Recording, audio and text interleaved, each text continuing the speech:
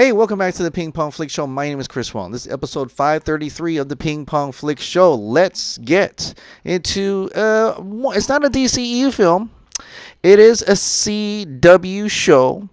Oh, well, now it is a CW show. It didn't used to be. It used to be on the DC Universe, and a really cool, horror, gritty, serious, a mature Swamp Thing season 1 was released on DC Universe and never got to get a second season. For reasons, there are many reasons for that, including budget and things like that. But for the most part, it was very much received very well. It was an excellent show, and a lot of people wanted to save Swamp Thing. They wanted a second season. Well, that Swamp Thing, instead of going to what I thought would have went to HBO Max, it is now going to the CW. Okay, the CW acquires rights to Swamp Thing. Yeah. What? I would have never thought this show would go to CW. Like, that is the last place I think this Swamp Thing would have gone.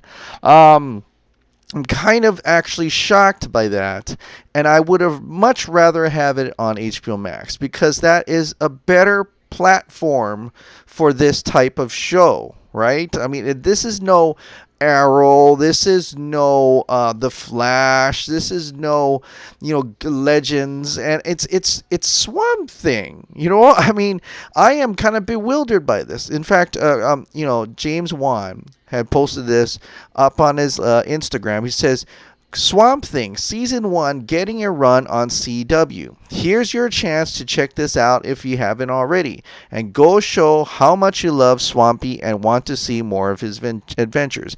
He's pretty much telling you this is your chance to give all the Swamp Thing as much views as possible so that they can possibly make a second season. But that's the thing, though. If they're going to make a second season on CW, it's not going to be anywhere near as good as season 1. I can almost guarantee that.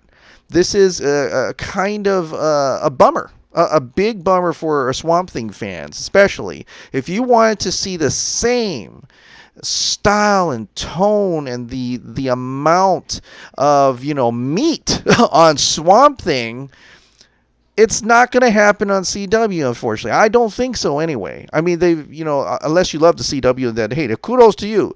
But I don't really care for CW, and I don't think this is the right place to put the Swamp Thing.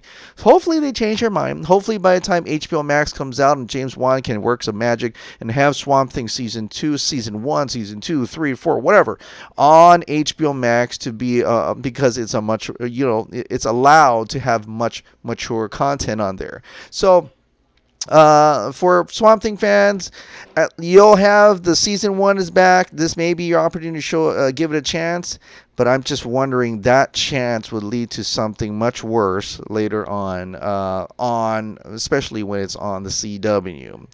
All right, so my next thing is about Aquaman 2. Now, there's been things going around, especially because of Johnny Depp and Amber Heard. They have their little marital issues, let's just give it that. Personal marital issues. Yes, it got violent and harsh and things like that. So in terms of business and industry, it's probably going to be maybe difficult for Johnny Depp and Amber Heard to get any more work. But, it has happened before. I mean, look at Josh Brolin. He got work. You look at Robert Downey Jr. He got work. So it's nothing. It doesn't mean it's game over for these celebrities in any case. And it is a personal thing between those two characters. But there was going around that Amber Heard was fired off of Aquaman 2. And it's from just random people over the discussion of Johnny Depp and Amber Heard. And I guess Umberto Gonzalez just had to come out and say it, that no, Amber Heard did not get fired off of Aquaman 2. Of course, Umberto does have sources within Warner Brothers. He does play around in that area, and he does break scoops here and there. And so, take it for whatever you will, if you believe him or not. But from according to Umberto Gonzalez, he is saying Amber Heard did not get fired off of Aquaman 2. Maybe not now, but I mean, there is a big chance that she could, if anything escalates in that controversial matter between Amber Heard and Johnny Depp. The studio is going to have to make a decision whether it's better to keep her on even amidst all the controversy, or 2, use the controversy so that people want to see her. 3, don't want to do with anything. They don't need that negative publicity, even though publicity is publicity. Look what happened to Joker. But if they don't want to have that negative publicity, then they definitely would probably recast Amber Heard or kill her off. I don't know how they're going to do it. But so it's still unclear. Aquaman 2 is still farther away. We're still in the coronavirus stage. So more likely we'll find out a little bit more as we get closer to Aquaman 2 actually getting into production. Then we'll find out then if she is still in. So that is the small little update for Aquaman 2 in the case of Amber Heard. Now, it's no secret David Ayer is continuously talking about Suicide Squad here and there, and we have been asking it for as well. Albeit not as much, because there's not too many fans who kind of want this, the Ayer cut more than the Snyder cut. Also, there's also fans who are believing that we shouldn't ask for another cut until one cut comes out. So there are those discussions as well. It depends on how you look at it in regards to that. But David Ayer is still conversing about it, and we love it when he does. It just adds a little bit more to evidence to show that there is a way possibly that the David Ayer cut could resurface one day. So let's talk DC. Tweeted this out. I just watched Justice League War, and in here people were kidnapped and transformed into parademons. I believe that David Ayer wanted to do the same in his movie instead of those minions Enchantress had, since he said that Steppenwolf was also a villain in it. Of course, you have pictures of here. And David Ayer just says, yep. That exactly what it was. But then we already kind of knew that. We knew he talked about Steppenwolf and parademons. Of course, we also knew that Zack Snyder at SnyderCon said that the one thing that the other directors couldn't touch was Steppenwolf. That was his baby. He was putting that in Justice League. So how far did David Ayer go? According to David Ayer, no, not too much. So Michael at Winter Jolts tweeted, so enough footage for a Joker movie. Steppenwolf was apparently in it, and Enchantress as one of the villains, plus her brother. Seemed a lot going on for just a third DCEU film. So David Ayer responded, no, not enough for a Joker movie. Yes, parademons. Yes, a Steppenwolf reveal at the very end. That got changed in script. Early prep never went to camera. So now it's clear with this tweet that no, he did not shoot. That whole parademon and Steppenwolf concept is gone at the early script page, at the early prep work, right? It was changed in the script page. It doesn't mean that there wasn't a better Ayer cut out there, because he explains a little more when Marv on the Way says, from what I've heard, after Joker's helicopter crashed, he made a deal with Enchantress where he'd take Harley and be the king of Gotham, and was present in the third act. Since Suicide Squad was mainly a Harley and Deadshot film, the temptation would have been greater. Now, we kind of knew that the scene was out, but David Ayer kind of confirmed it once again today, exactly this. And he also added, it was filmed. So this part was filmed. The whole Joker element of that third act was definitely filmed. This is ultimately something very different from what we've actually seen in the theatrical cut, right? We don't see Joker that much in the theatrical cut. He wasn't much. He didn't give much to the plot at all, but he is given a major villain role in David Ayer's cut of Suicide Squad, and that is something that we probably would want to see. We would definitely want to see that. Jared Leto, he said he shot a lot of Joker scenes that didn't make it to the theatrical cut. He would have had an arc. He would have had an arc that actually mattered other than chasing his honey around. So I think of this as very compelling, and I would really, really want to see this movie. And what makes it even more compelling is that it was all filmed, and with multiple sources saying that it was actually shown at a test screening. And a lot of people preferred that movie to the movie we got in the theatrical cut because they wanted to make it more upbeat. They wanted to make it like Deadpool, and so they changed it. They made David Ayer changed his vision of his Ayer cut to something else. So in relation to that, I think it's maybe even easier to release it on HBO Max. Screen Rant wrote an article today saying pretty much exact that. Suicide Squad, the Ayer cut should be on HBO Max. Streaming service HBO Max offers the perfect opportunity for Warner Brothers to release David Ayer's director's cut of 2016's Suicide Squad.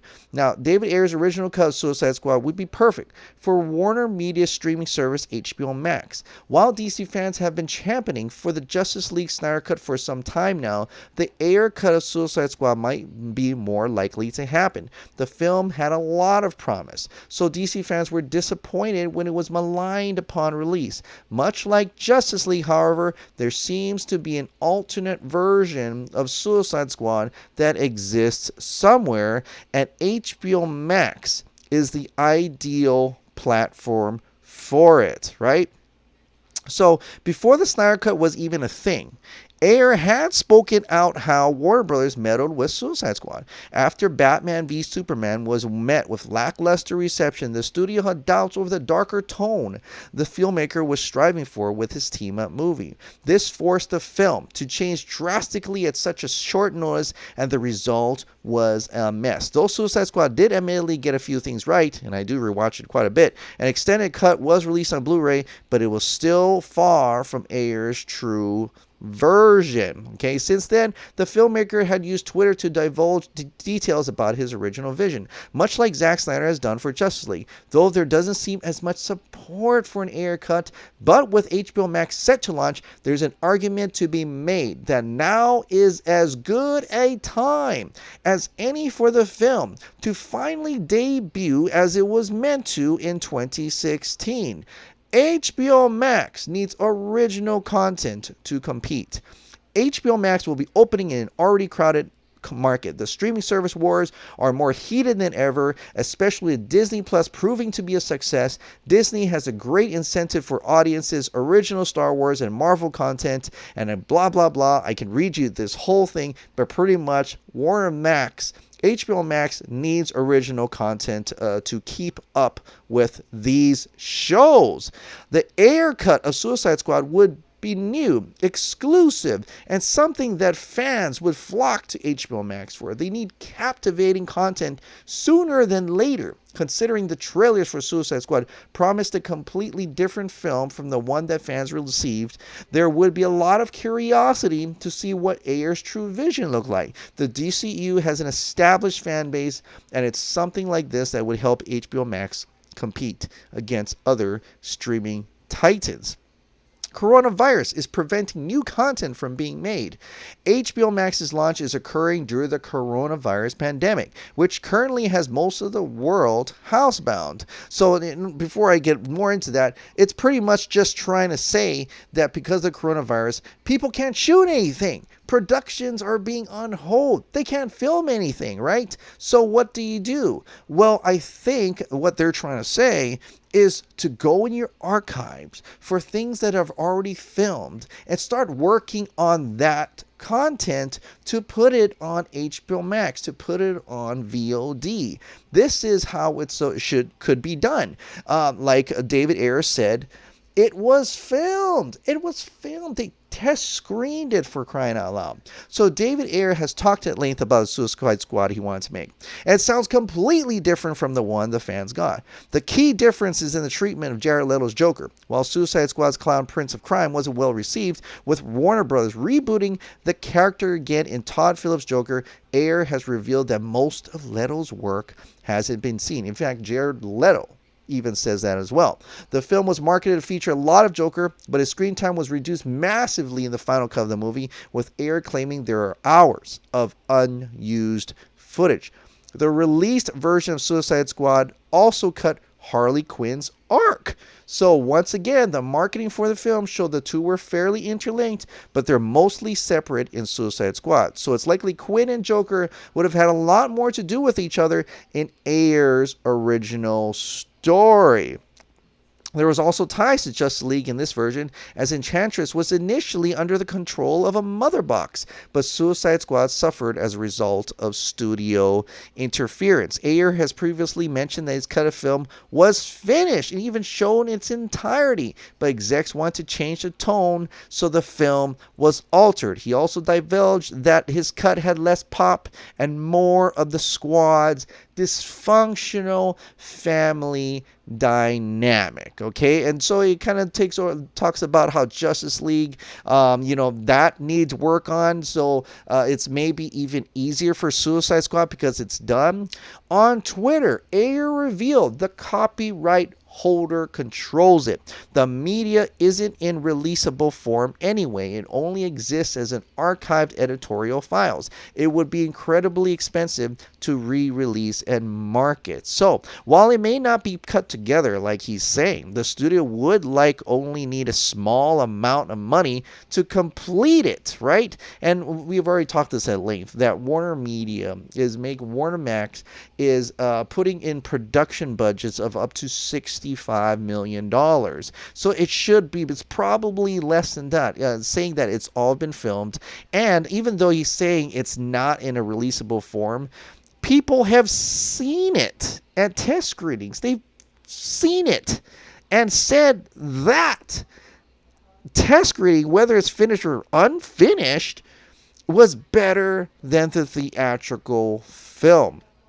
So I also believe that this, having movies like this, having movies in the vault, if you can't give new original content right now, especially you can't film anything right now, this would be a great way to put more content on your streaming service, HBO Max, that's already been filmed. It's a completely different movie. Like Justice League, Suicide Squad, the Ayer cut of Suicide Squad could be those magical content that could elevate your streaming service, elevate your platform above the rest. Especially right now, Disney Plus is dying on the grapevine because all they had was Mandalorian. This is your opportunity to up that ante. At least get up to Netflix, for crying out loud. So hopefully HBO Max does well, and hopefully HBO Max thinks about it a little bit more, and Warner Media included, and try to look for things that they can, opportunistic things like Justice League, like the Ayer cut of Suicide Squad, to put on their platform. All right, so let's get into the Snyder Cut now, because we're talking about the Snyder Cut.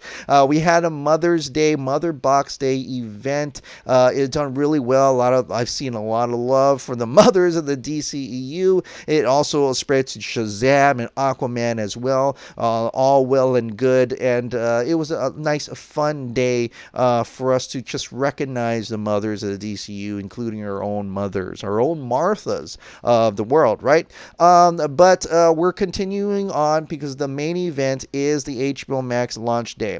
But as we go through that, Simu Lui, who is going to be debuting himself as the new Shang-Chi in the Marvel Cinematic Universe, had tweeted this out. Join me as we celebrate Asian superheroes this month and all months. Yes, even the DC ones. Now is not time for partisan hackery. Hashtag Asian Heritage Month. And awesomely, he actually hashtag release the Snyder Cut. He also believes in the Snyder Cut as well. That is awesome. Craig pointed out. Thanks. Pointed out to me too. Thank you, Craig. Thanks for the release of Snyder Cut support, Simu.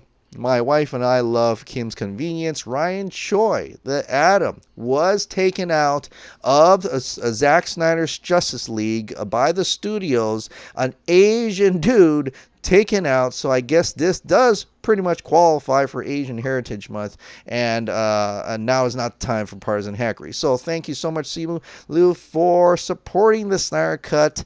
And can't wait to see what you got in store for the Shang-Chi movie. Now, Jay Oliva also had something interesting to say today.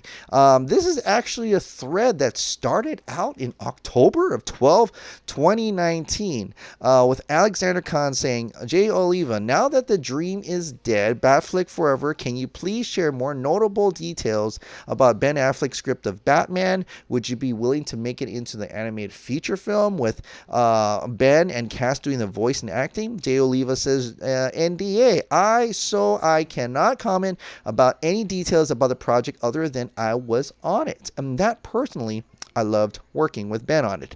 So Darren asked, when does the NDA expire? And Jay Oliva says it doesn't. So you're bound to, and this is the more modern ones, right? So someone asked this after October 13 to today, like 9 hours ago. So Terrence says, you're bound to keep the secret until you die? Jay Oliva says, LOL, it's not a secret. It's a non-disclosure agreement. When you take on a job that you're paid for, you agree to certain things that you cannot talk about outside the job. Terrence does say, sorry, I'm just wondering if any of us will ever know what happened behind the scenes with Justice League. Terrio said he was hoping to talk about it at some point, in which Jay Oliva replies, no worries. I'm sure we'll all be able to talk about it someday soon. Yeah, soon.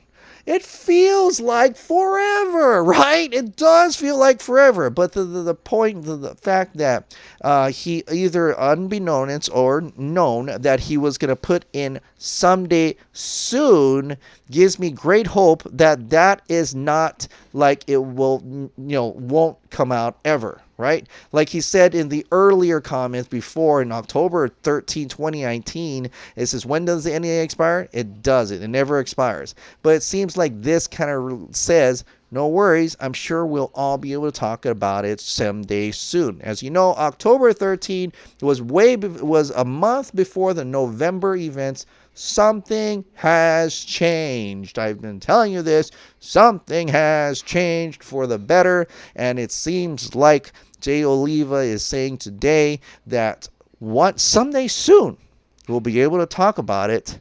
And for the reason it must be that it's possible that Justice League may come out very soon, or at least announced. So hopefully that happens, and we'll just keep pushing for it. But in the meantime, Will Rowland's got something very intriguing. He's making a tribute to a Zack Snyder video. So he wants to know if you guys would like to participate in a tribute video to Zack Snyder. And if you are, please email him your short video clip by Friday 15th, May 15th at releasethesnydercut214@gmail.com. And I've been told it could be like a little bit over a minute, nothing too long, because he's trying to put it all together. So if you are interested in sending a video of yourself, talking to Zack Snyder, any message that you want to share to Zack Snyder, please send over that to Will Rowland at releasethesnydercut214@gmail.com by this Friday, May 15th. All right. Now, we're coming to the end. This is just kind of a reiteration. About the May 27th event. Now, May 27th, HBO Max is launching, and for this reason, there is this event that was arranged to be able to tweet out to HBO Max, to Warner Media, to HBO Max PR, AT&T. You can even tag Warner Brothers if you want to, that you want to see. You would love to see Zack Snyder's Justice League on the HBO Max platform, right? So this is on May 27th. I decided to just not overly edit. Mighty Beaver is awesome. He was one of the finalists, the poster here, but I threw in the HBO Max here just for good measure. Incredible poster, by the way, at Mighty Beaver. May 27th at 2:14 your time. Hashtag release the Snyder Cut. Hashtag Zack Snyder's Justice League, and be sure you tag HBO Max, HBO Max PR, Warner Media, AT&T, and if you want to include Warner Brothers, Warner Brothers Pictures, be our guest. But it's 2:14 your time, and now a lot of people are talking about, well, why your time? Shouldn't it be like all at the same time? But there is a reason for this, and several people, including the TPZ especially, has said this, and I think it stands for good reason. Is that when you tweet out 2:14 your time, especially if you're not in America, you're probably first. And once you start rolling with it, everybody's going to tweet about it. Each country is going to have its own due time. Each time period will have its own due time to 2:14. Once it gets to America, where HBO Max is at, that 2:14 will start hitting stronger. It's already going to start trending up from something that's already trending. This has happened before. We've done this in December. It did wonderfully well. So it still will work very well without doing it at the same time, especially when you're sleeping. Right? If you're sleeping during that time, it's hard for you to keep tweeting unless you really go on Twitter deck and do that. But for your convenience and for it to trend nicely, gradually from country to country, and as it piles up together, I think this is actually a pretty good idea. But one important thing that we should know when we tweet this is that HBO Max and Warner Media are our allies in the good fight. We want to be their customers in this win-win for Zack's art, family, and crew, for HBO Max to release the Snyder Cut. So let's make this the most positive campaign yet. Show kindness, because at this point, it's what we believe is that even though Warner Brothers are really tight-lipped about the Snyder Cut, they don't want anything to do with this. It's possible that Warner Media, the head parents themselves, who want HBO Max to succeed, is willing to give the opportunity for Zack Snyder's Justice League to be on their platform. And we want to constantly remind them of that fact. So let's thank them. Let's say, let's give them our good graces. Let's have a positive campaign. Show kindness. Show positivity. Let's kill them with our kindness. And we will eventually get Zack Snyder's Justice League release the Snyder Cut indeed. So let's get it together. Let's plan effectively. Let's come together on May 27th. I'll see you there, hopefully on the front line, as we ask HBO Max, Warner Media to please release the Snyder Cut for Zack's art, family, and crew. And for all the fans who have come this far and trended together and united together, and one day I'm going to be honest, we are definitely going to win this and win it for Zack and his family. All right, guys. Well, thank you so much for subscribing. Thank you so much for watching. I'll see you next time.